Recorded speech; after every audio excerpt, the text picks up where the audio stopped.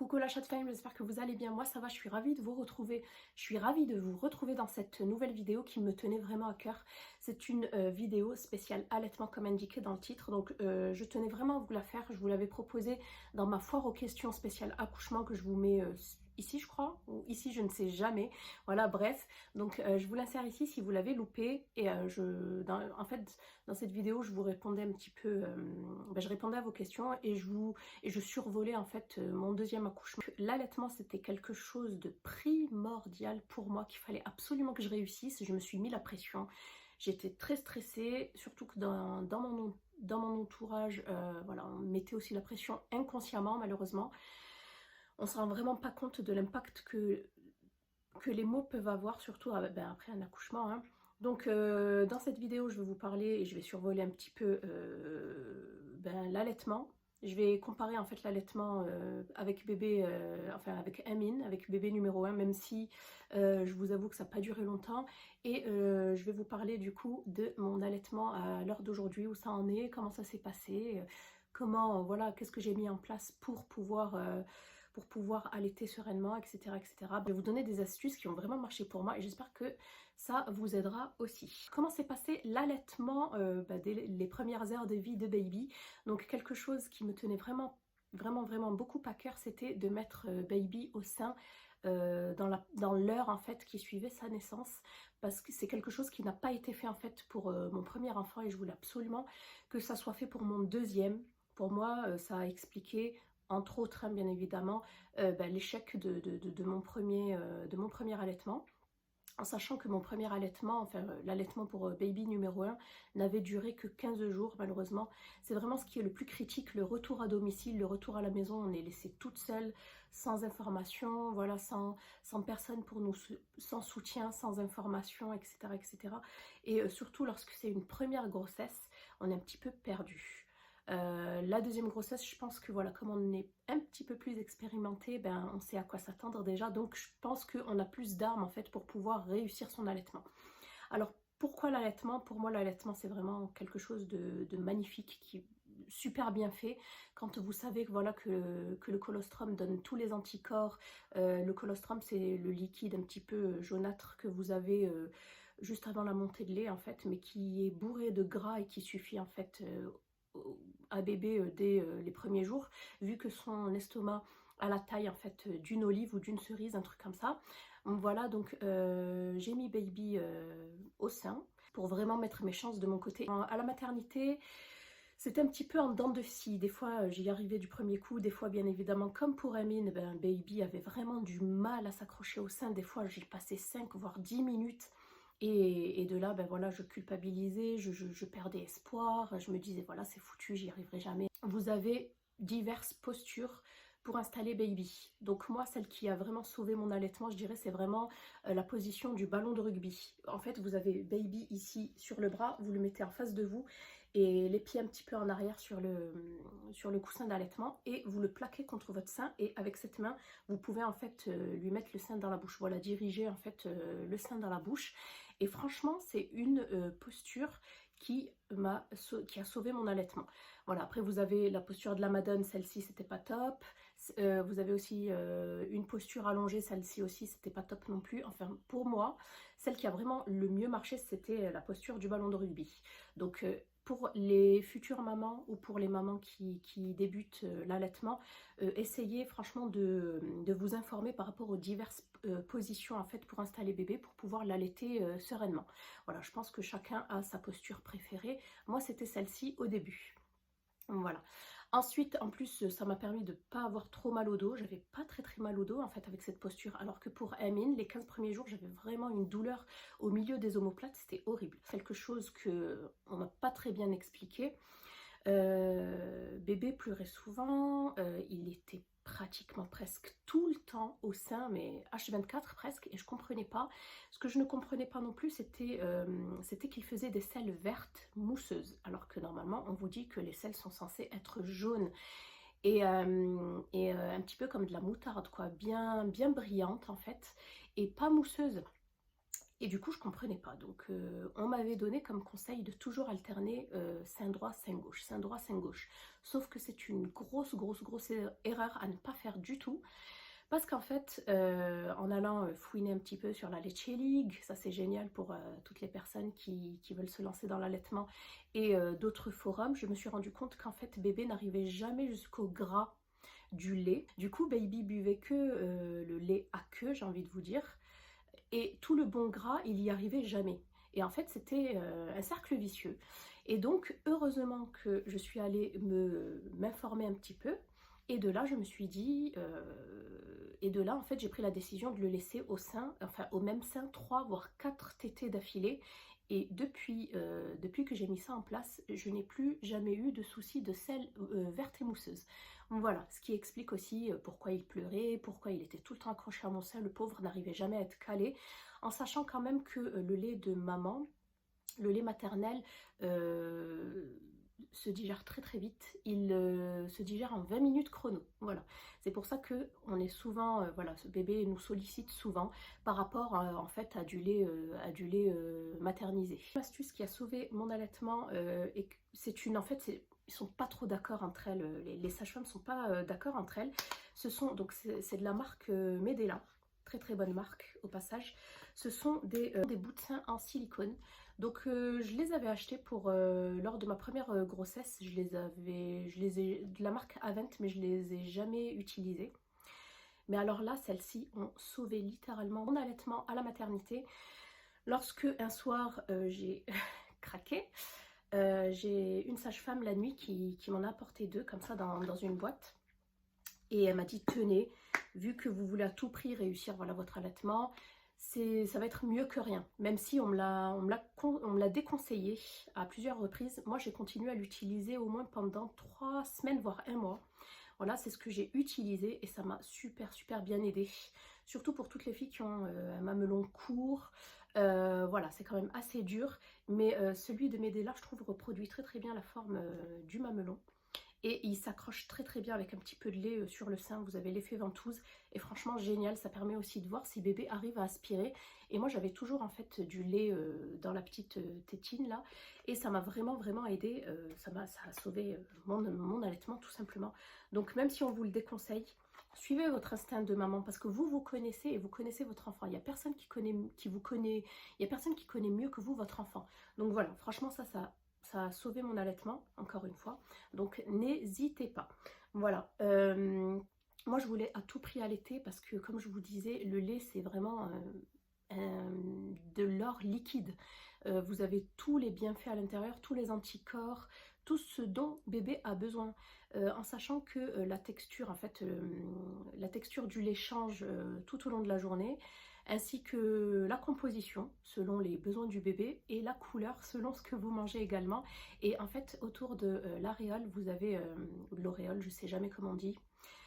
Vous avez en fait des capteurs qui permettent vraiment d'adapter le lait à bébé. Quand j'ai vu ça, je me suis dit waouh, la nature est vraiment super bien faite, mais vraiment quoi. À la sortie de la maternité, donc j'avais loué un tire-lait de la marque Kitet. C'était un énorme truc. J'avais d'ailleurs laissé un chèque de 500 € de caution. Horrible, il faisait un bruit de malade. J'avais vraiment du mal moi à tirer mon lait au début, en sachant que je n'ai jamais eu de montée de lait franche. Alors ça, j'ai pas compris. Lors de mon premier accouchement, j'ai eu une énorme montée de lait et là, à la deuxième, pas du tout. Alors je sais pas si c'est le stress ou que ni caisse, je sais pas du tout. Mais en tout cas, il n'y avait pas de montée de lait. Et je me suis aidée du coup avec ceci. Je vous avais posé la question sur Insta Story. D'ailleurs, je vous remercie. Hein. Venez m'y rejoindre parce qu'à chaque fois, je partage et tout. Et c'est une mine d'infos, quoi. On partage entre nous, c'est génial. Donc du coup, pour m'aider en fait, pour aider la montée de lait, j'ai acheté ces deux-là. J'ai eu énormément d'autres marques qui sont revenues. J'ai pris la Velleda. C'est la tisane d'allaitement à base de fenouil et de verveine. Celle-ci est super bonne, franchement. Et sinon, ma préférée, c'est celle-ci. Ça sent super bon, la tisane d'allaitement de chez Gifrère. Elle est un petit peu plus chère.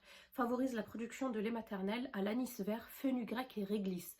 Par contre, je ne vous dis pas l'odeur l'odeur qu'on dégage avec le fenugrec. Je supporte pas trop, moi, le fenugrec comme épice. ou comme graine en fait, voilà. Mais franchement, ça marche du feu de Dieu. Franchement, si j'en ai une des deux à vous conseiller, c'est celle-ci. Elle marche du tonnerre. L'anis vert, le fenugrec et le réglisse. Et franchement, le goût n'est pas dégueulasse. Ça se boit très très bien. Moi, j'adore l'anis. Et le réglisse, j'ai aucun souci avec ça. Franchement, je vous le conseille. Vraiment, vraiment, ça marche très très bien. Et ça m'a aidé en fait à produire plus de lait et pouvoir allaiter, je dirais, plus sereinement bébé. Un autre souci qui s'est posé lorsque donc du coup je suis sortie de la maternité, c'est que bébé a perdu beaucoup de poids, ce qui fait que j'ai été obligée en fait de le supplémenter, de le complémenter avec du lait en poudre. Je vous explique pas comme j'étais dégoûtée, comme j'étais déçue, mais bon, il le fallait, en sachant que ma sage-femme à domicile m'avait dit qu'il n'y avait pas de souci, que dès que ça irait mieux au niveau du poids, je pouvais absolument arrêter les compléments et ensuite repartir sur un allaitement exclusif. Donc je me suis dit ok, donc j'ai filé à la pharmacie, il me restait 5 minutes avant la fermeture et avant le week-end, et je lui ai pris du coup du lait maternisé. Il était déjà complémenté tout petit peu en fait il a commencé à être complémenté à la maternité. Comme j'avais un diabète gestationnel, il fallait s'y attendre. Bébé était en hypoglycémie à 0,27, je crois. Ça m'a fait peur d'ailleurs, c'est super bas comme taux. Donc du coup ils ont été obligés de le complémenter sur place déjà à la naissance, quoi, 1 heure après je crois. Et du coup ben j'ai continué un petit peu. 2 jours avant j'ai arrêté, voilà, pour voir si je pouvais allaiter sans lui donner de complément. Sauf que comme je vous ai dit, à la sortie, bien évidemment, il a continué à perdre du poids. Du coup, j'ai dû le complémenter. Le premier lait que j'ai acheté en pharmacie, c'est celui-ci. Le Gallia Bébé Expert HA. C'est ce que je lui donnais en fait à la maternité. C'est hypoallergénique en fait, pour réduire le risque d'allergie aux protéines de lait de vache. 0,6 mois. Alors j'ai utilisé ça, je crois, pendant 1 mois. Je vous montre, hein. J'ai utilisé ça pendant 1 mois. Comment vous dire que Nassim ne l'a absolument pas supporté. Il avait des coliques qui se tortillaient dans tous les sens. Il devenait rouge, il pleurait, le pauvre. Et sitôt ingéré, sitôt expulsé le truc. Donc je me suis dit mince, comment je vais faire? Il faut que je change. Donc je lui ai donné ça pendant 2 semaines. Et ensuite j'ai dit non, stop. J'ai fait des petites recherches. Je me suis dit je vais changer. Ensuite, je lui ai pris le Gigose, parce que c'est pas fini. Je lui ai pris le Gigose OptiPro, nouvelle formule, Evolia relais. En fait, les deux, là, c'est en même temps que l'allaitement maternel, en relais de l'allaitement maternel, sans huile de palme. Donc celui-ci, au début, ça allait. Il le supportait plus que le Gallia, mais malheureusement, pareil, il me faisait toujours des coliques et tout, alors que Amine, mon premier enfant, n'a jamais eu de coliques de sa vie. Il sait même pas ce que c'est. Donc voilà, donc pareil. Pendant 2 semaines, ça allait pas du tout. Mais alors pas du tout. Pareil, crise de colique, devenait rouge, il pleurait sans cesse. Je me suis dit, mince, comment je vais faire? J'ai refait encore des recherches et je suis tombée, on m'a conseillé celui-ci. C'est le Novalag Allernova AR. Pourquoi? Parce que Nassim me faisait des reflux acides.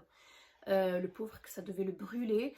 Il me faisait aussi des régurgitations, même 2 heures après, en fait, après la tétée, ce qui n'est pas normal en fait. Il me faisait tout, j'avais le droit à tout, alors que pour bébé numéro 1, j'avais rien eu, ni colique, ni reflux, ni rien du tout. Là, pour le deuxième, franchement, là, pactole, jackpot, j'avais tout eu. Donc, j'ai essayé celui-ci. En cas d'allergie aux protéines de lait de vache et de régurgitation, du coup, je suspectais une allergie aux protéines de lait de vache. Parce qu'il faut dire que enfin, les enfants, j'ai l'impression que cette génération est beaucoup plus allergique que l'autre, ou je me trompe, je sais pas, dites-moi. Donc, du coup, je lui ai pris ceci. Et comment vous dire que c'est une horreur. Le truc, il est neuf.